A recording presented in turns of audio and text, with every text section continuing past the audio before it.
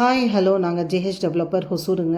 எங்களுடைய கன்ஸ்ட்ரக்ஷனை பார்த்தீங்கன்னா முழுக்க முழுக்க செங்கல்ல தான் கட்டி கொடுக்குறோம். முக்கியமாக பார்த்தீங்கன்னா 16 mm டிஎம்டி ராடு தாங்க யூஸ் பண்ணுறோம்.